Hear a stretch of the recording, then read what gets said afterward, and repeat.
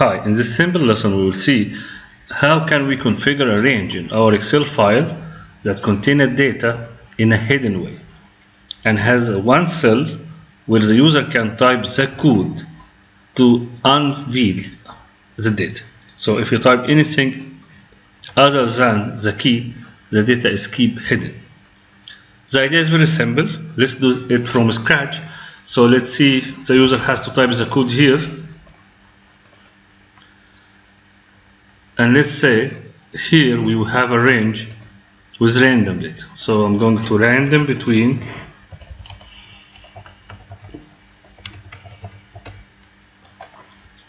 if I need to remove the formula and keep the number, I can right click and drag the values and go back to the same location and release right click and select copy as value only, so we keep only the value.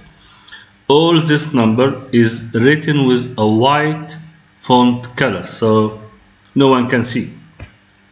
So I'm going to add a conditional formatting using a formula to check the value of the code cell equal my code. Let's say the code to unveil this is 700.